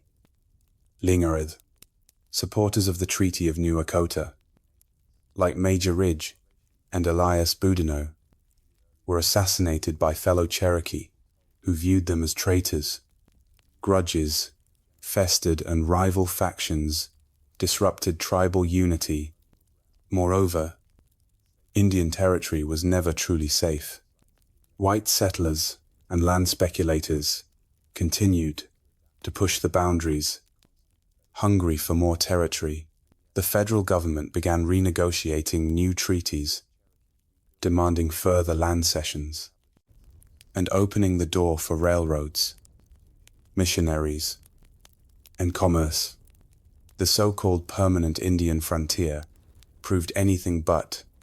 Life in Indian territory was meant to be a solution, a final settlement where native tribes could live in peace.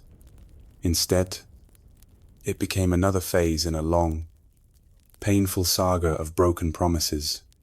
The tribes had been marched west to make room for America. Now, even here, they were still in its way. The Trail of Tears did more than relocate thousands. It reshaped the soul of a nation. For the Native American tribes who survived, it marked the beginning of a long exile, not just from their homelands, but from the promises, rights, and recognition they were told they would receive. For the United States, it became a symbol, sometimes proudly, sometimes shamefully, of the nation's willingness to sacrifice justice for expansion.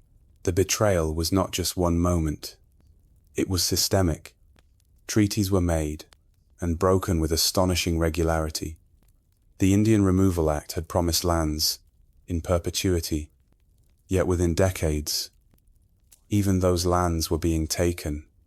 In the late 19th century, the Dawes Act would divide tribal lands into individual plots, opening up more territory for white settlers and further undermining communal sovereignty.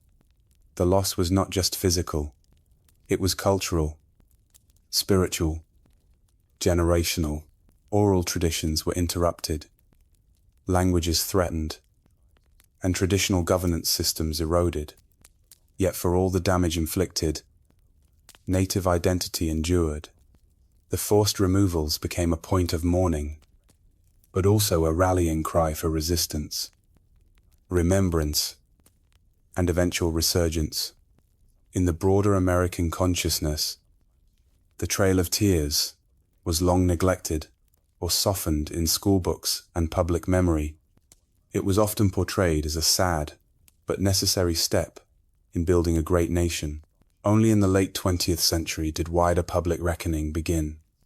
Monuments were erected, historical trails marked, and official apologies issued. In 1987, the United States Congress designated the Trail of Tears National Historic Trail, recognizing the path of suffering taken by the Cherokee and other tribes. But no memorial can reverse what was lost. Generations of pain echo in the names of those who died along the trail, in the stolen futures of entire communities. The Cherokee, Choctaw, Creek, Chickasaw, and Seminole were not defeated. They were betrayed. Their survival is not a product of United States mercy, but of their own resilience. The Trail of Tears is not ancient history. Its consequences shape native life today in struggles over land, sovereignty, education, and justice. The legacy of betrayal has not faded, but neither has the determination of the people who walked it. They endured more than relocation. They endured erasure, and still they remember. Still they remain. Today, The Trail of Tears stands as both a historical scar and a symbol of unbreakable endurance. It is remembered not only for its brutality, but for the strength of those who survived it and the descendants who carry that legacy forward. Across the United States, efforts to preserve the memory of this forced removal have grown, though the full weight of its impact is still not always fully acknowledged. In communities across Oklahoma and the Southeast, annual remembrance events, educational programs, and reenactments serve to honor those who were displaced or perished. The Trail of Tears, National Historic Trail, now spans thousands of miles across multiple states, with interpretive centers, memorials, and preserved paths marking the route. But while plaques and monuments can offer solemn reflection, they cannot substitute for justice or restoration. For Native communities, remembering is not passive. It is an act of cultural survival. Tribal nations like the Cherokee and Choctaw have developed robust programs to teach their histories, revive languages, and reconnect with traditional practices that were nearly lost during and after removal. Storytelling, song, and ceremony play vital roles in passing these experiences down, ensuring the Trail of Tears is not forgotten as mere policy. It is remembered as lived trauma and ongoing resistance. Yet, reckoning also requires confronting broader American memory. For many years, textbooks minimized the events, framing removal as an unfortunate but necessary step in progress. Only more recently has the narrative shifted toward truth-telling. Schools, museums, and public institutions are increasingly challenged to tell the full story of greed cloaked in law, of democracy corrupted by conquest, and of native peoples cast aside in their own homeland. This reckoning also echoes in modern political battles over land rights, tribal sovereignty, environmental protections, and access to healthcare and education. The consequences of forced removal are still felt in systemic inequities. But so too is the strength that carried nations through the darkest miles of the 1830s. To remember, the Trail of Tears is not just to look backward. It is to recognize the living presence of native peoples in America today. It is to honor survival, demand justice, and refuse to let history be rewritten to comfort the powerful. In that sense, every act of remembrance becomes a step forward on the long trail home. In ancient Babylon, justice was not just handed down by kings, it was etched in stone for all to see. Around 1754 before the Common Era, King Hammurabi commissioned a towering stele inscribed with what would become one of the earliest and most influential legal codes in human history, the Code of Hammurabi, standing over 7 feet tall and written in cuneiform script. The black basalt monument was meant to project both order and authority. It did not just govern, it warned.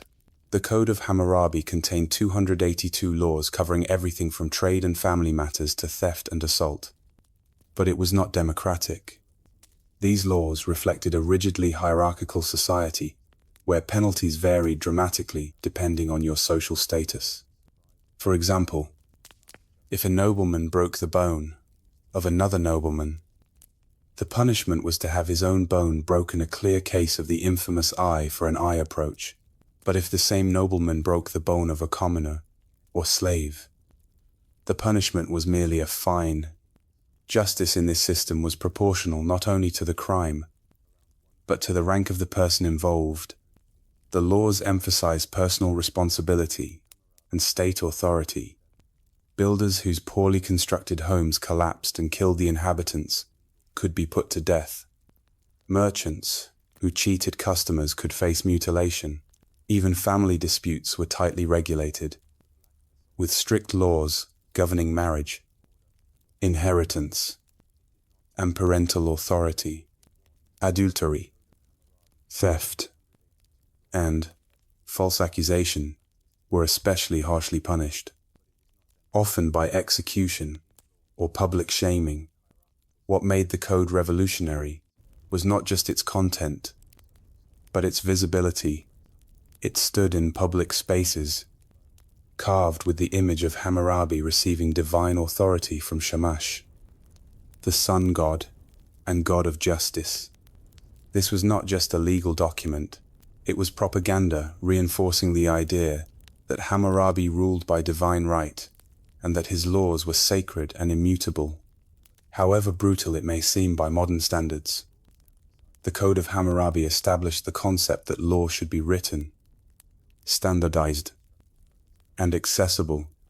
It replaced arbitrary judgment with codified norms. In doing so, it laid the groundwork for later legal systems across the ancient world and continues to fascinate historians, lawyers, and ethicists alike. In Babylon, justice was not blind. It was watching, and it had a chisel. In ancient Egypt, justice was not just a legal concept, it was a cosmic force. The Egyptians believed in Ma'at, a divine principle embodying truth, balance, and moral order, more than just a goddess. Ma'at represented the foundation of the universe itself. Pharaohs ruled not just with power, but with the responsibility to uphold Ma'at. In doing so, they maintained harmony between gods, nature, and society. Unlike the codified laws of Babylon, Egyptian justice was more flexible and case-specific. There was no singular legal code chiseled into stone. Instead, judges, often high officials or priests, interpreted Ma'at in their rulings. While this allowed for context-sensitive decisions, it also meant that justice could be highly subjective and dependent on the social standing of those involved. Court proceedings were both formal and performative. Cases could be tried before local officials or higher courts in the royal bureaucracy, depending on the severity. Plaintiffs and defendants presented their versions of events, and witnesses were essential. Written records, contracts, testimonios, and petitions were maintained on papyrus, a relatively advanced system of documentation for its time. For common offenses like theft or assault, punishments could include fines, beatings, or forced labor. More serious crimes such as tomb, robbery, or blasphemy were treated as offenses not only against the state, but against the gods. These could lead to execution, sometimes by fire, drowning, or impalement, even posthumous punishment, like desecration of the corpse to prevent entry into the afterlife. Perhaps the most iconic image of Egyptian justice comes from the Book of the Dead, in which the heart of the deceased is weighed against the feather of Ma'at. If the heart was heavy with wrongdoing, it was devoured by Ammit, a crocodile, lion, hippopotamus monster, and the soul was condemned to oblivion. If it balanced with the feather, the soul was allowed to enter the eternal paradise of the field of reeds. In Egypt, justice was inseparable from spirituality. The courtroom was not just a venue for dispute. It was a sacred space where divine order was upheld.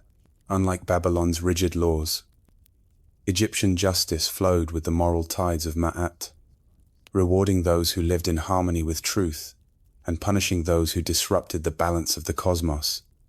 In ancient Greece, particularly in Athens during the 5th and 4th centuries before the Common Era, justice took on a radically different form from the divine or king-centered systems of Babylon and Egypt. The Greeks began experimenting with something revolutionary, a justice system grounded in citizenship, debate, and public participation. It was not perfect, far from it, but it laid the foundation for many modern legal concepts. Athenian democracy gave every male citizen the right to participate in the courts, both as a plaintiff or defendant and as a juror. There were no professional judges or lawyers. Instead, massive juries, sometimes hundreds strong, were randomly selected from the population. These jurors were responsible not only for hearing cases, but for deciding verdicts and penalties, all without appeal. Trials were short, often completed in a single day, and each side was allowed a set amount of time to present their case, measured by a water clock called a clepsydra. The types of cases ranged widely: theft, slander, adultery, assault, property disputes, and even impiety, disrespecting the gods, could be brought to trial, while punishments for minor offenses were often fines or exile. More severe crimes could lead to death, particularly in cases involving treason or religious sacrilege. Socrates, for example, was famously sentenced to death for allegedly corrupting the youth and disrespecting the gods. Importantly, Greek justice systems did not rely on a written legal code accessible to all. While some laws were inscribed publicly, much of the legal knowledge was held by a small, literate elite, meaning outcomes often depended more on rhetoric than precedent. A clever speaker or a rich citizen who could hire a skilled orator to speak for them had a clear advantage. Justice was tied closely to persuasion and performance. Athenians also used a form of preemptive justice called ostracism, in which citizens could vote once a year to exile someone from the city for 10 years. No crime had to be proven, just a consensus that someone had become too dangerous or powerful for the health of the state. Though flawed, ancient Greece introduced the idea that justice could be a collective civic responsibility, not just the decree of a ruler or priest. It was an early and chaotic experiment in legal equality that still echoes in today's courtrooms. In ancient India, justice was rooted in a profound and layered concept called dharma, a term that defies easy translation, but roughly means duty, righteousness, and cosmic law. Unlike the law codes of Babylon or the civic trials of Greece, Indian justice was not just about right and wrong. It was about maintaining harmony in the universe, society, and self. Dharma varied depending on one's age, caste, gender, and stage of life, making justice a deeply contextual and moral affair.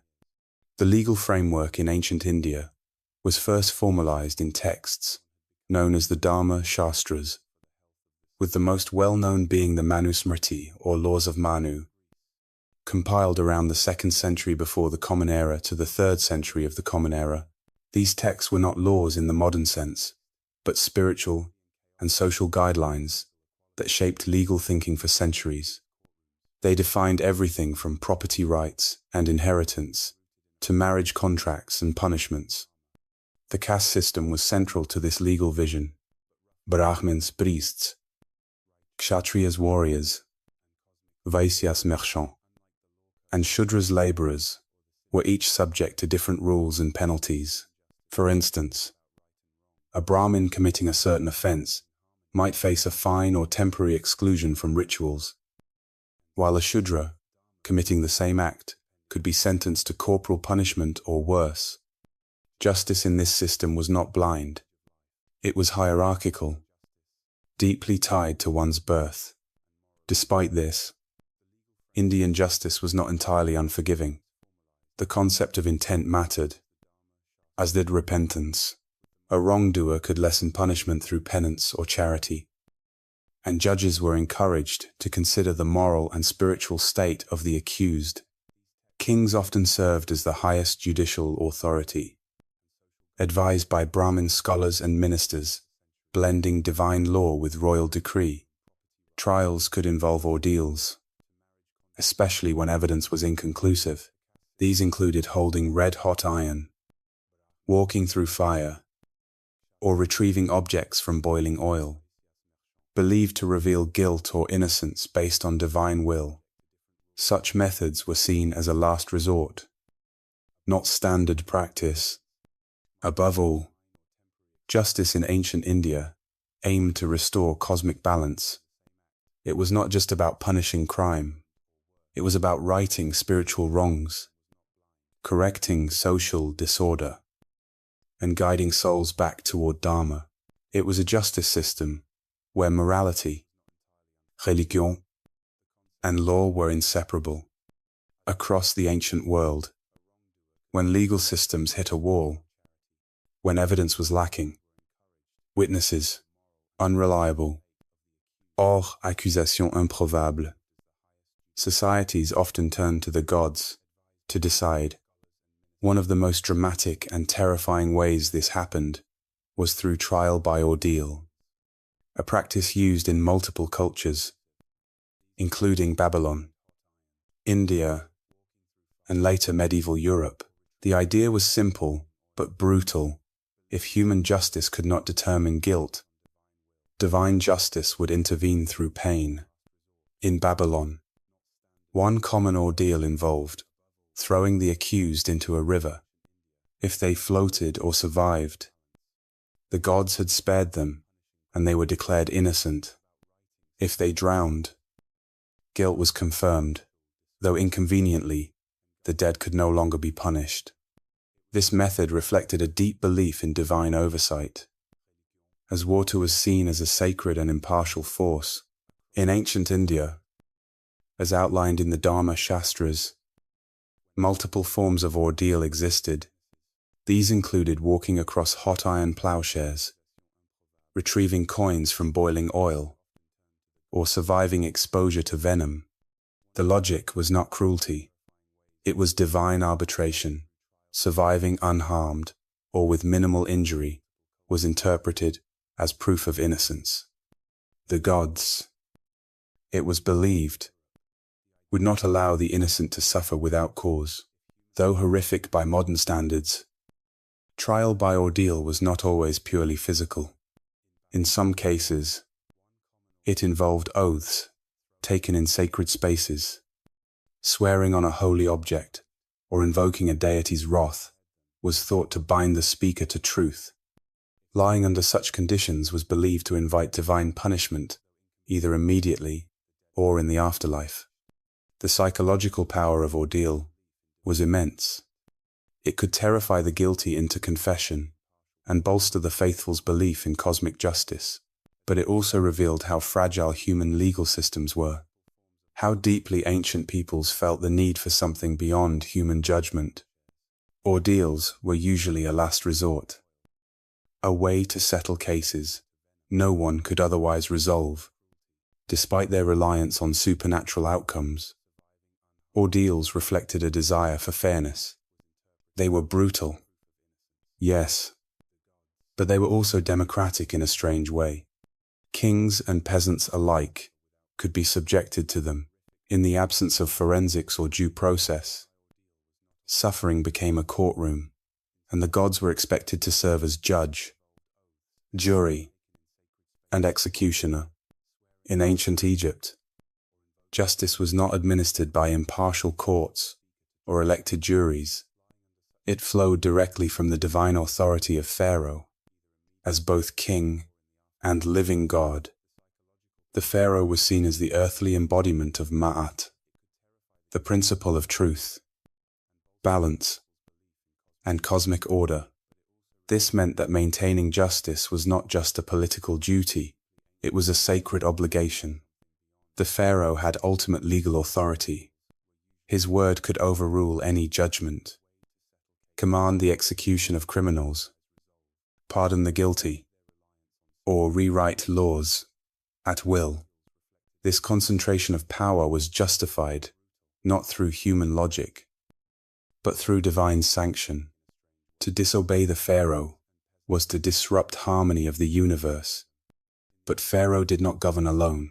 A vast bureaucratic system extended across Egypt from royal officials in the capital to local magistrates in provincial towns. These officials acted as judges, scribes, and investigators. Their decisions were guided by royal edicts and the principles of Ma'at rather than a formal legal code. Written laws were rare and largely case-based, passed down through precedent and scribal training. Courtrooms varied in size and importance. In local villages, disputes might be handled by a council of elders or temple priests. In major cities, formal judgment halls heard complex cases involving property, theft, assault, and inheritance. Proceedings were recorded in meticulous detail on papyrus scrolls, many of which survive today, giving us a rare window into how ancient Egyptians argued and judged. Trials included elements of both testimony and written evidence. Plaintiffs and defendants gave their accounts, often under oath.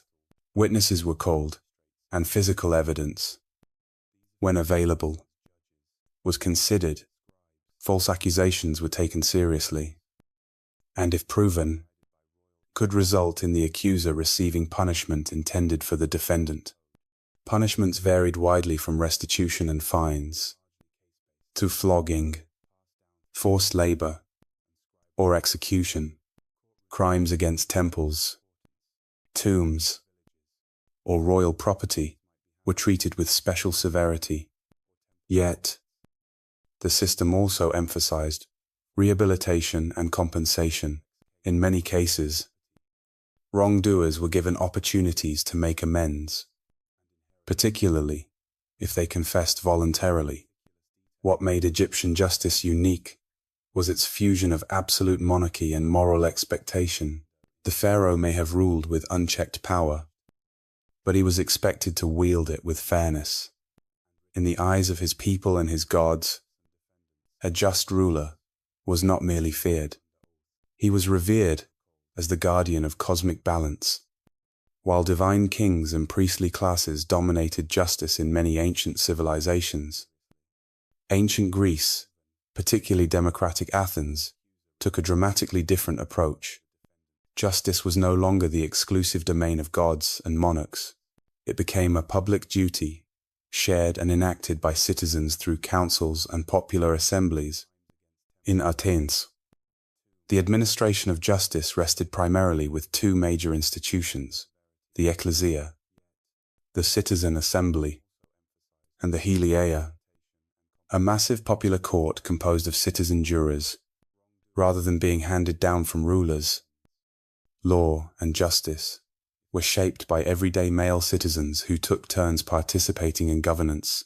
Laws were proposed and voted on by the assembly, while trials were conducted by large juries, sometimes numbering 500 or more, to prevent bribery or manipulation. There were no judges in the modern sense. Instead, magistrates selected by lottery or popular vote organized trials and ensured procedures were followed. However, it was the jurors drawn randomly from citizens over the age of 30 who decided the verdict, with no appeal process and no deliberation room. Verdicts were final, and penalties voted on directly after guilt was determined. This system favored persuasive speech over evidence. Defendants and plaintiffs had to represent themselves or hire skilled orators to write speeches on their behalf. Rhetoric was everything, and clever manipulation of public emotions could sway the outcome. While this system promoted civic participation, it also meant that justice could be uneven, less about law and more about persuasion. For certain political matters or threats to the state, special assemblies or councils were convened. One famous mechanism was ostracism, where citizens voted once a year to exile anyone deemed dangerous to democracy. No crime had to be committed, just a public consensus that someone's influence was unhealthy. 10 years in exile. No trial, no defense, despite its imperfections. The Greek council-based system introduced powerful new ideas, the importance of peer judgment, open debate, and the notion that law belongs to the people. It was messy, emotional, and sometimes unjust, but it was also revolutionary. In Greek justice, the courtroom was a stage, the citizen the judge, and justice was a public performance, one in which every man had a part to play, and where power was held briefly in the hands of people themselves. In ancient India, justice extended far beyond courtrooms and punishments.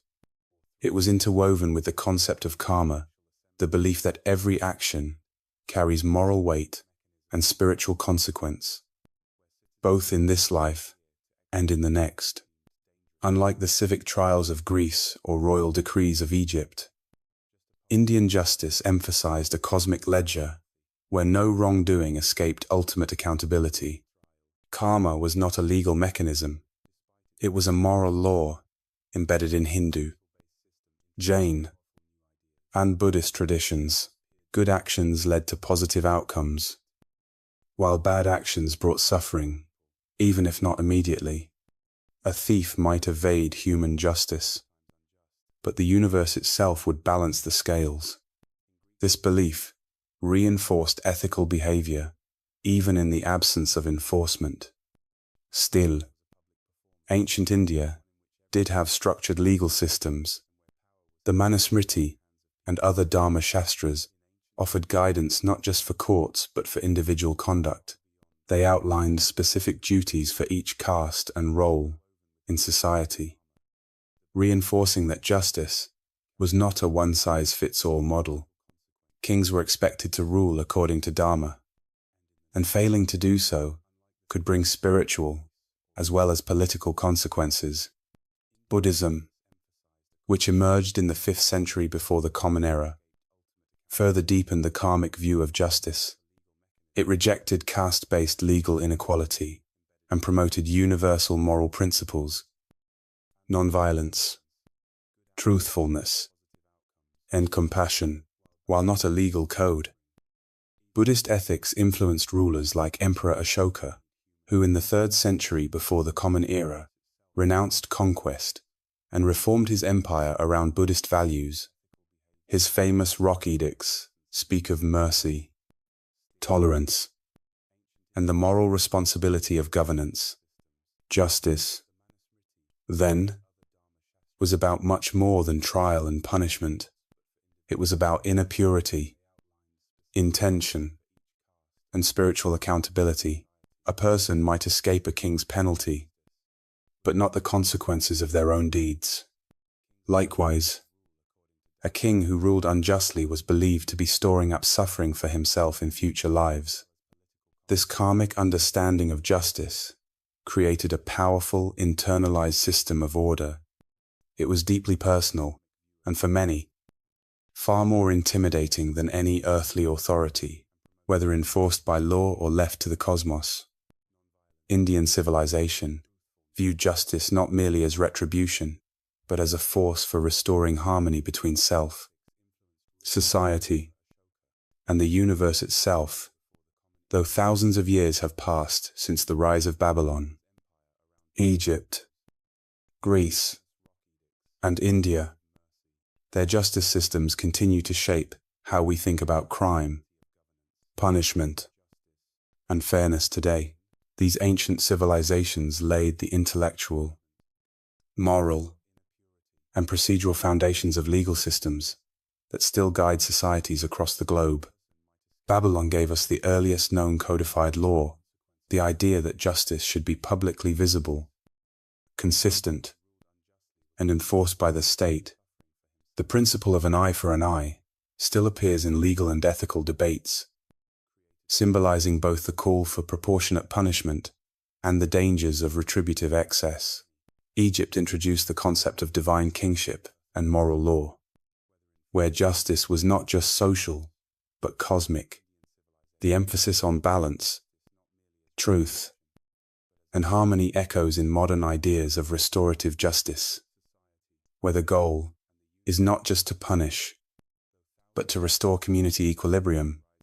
Greece revolutionized justice by tying it to citizenship and participation, trial by jury, public debate, and the notion of peer judgment began in Athens and remains central to many legal systems today. Though imperfect and exclusionary, Greek democracy planted the seeds for legal systems that value public involvement and accountability. India contributed deeply spiritual and ethical dimensions to justice. The concepts of dharma and karma added a moral backbone to legal systems, encouraging personal responsibility and self-regulation. Even today, Indian law reflects a hybrid system where British legal structures coexist with religious and customary laws, demonstrating the enduring power of ancient traditions. These systems were not flawless. They were often unjust, classist, patriarchal, and brutal. They privileged the elite, punished the vulnerable, and enforced hierarchies. But they also posed essential questions still relevant today. Who gets to define justice? Is it grounded in divine authority, civic consensus, or moral truth? Should law be equal for all, or adjusted for social role? How do we balance punishment with mercy? Modern law may be more humane and structured, but it carries the DNA of these early systems. We still carve laws into stone, figuratively, expecting them to uphold order. We still debate justice in courts, assemblies, and temples of thought, and we still wrestle with the same eternal tension between power and fairness, law and morality, crime and consequence. In many ways, our pursuit of justice is ancient and ongoing.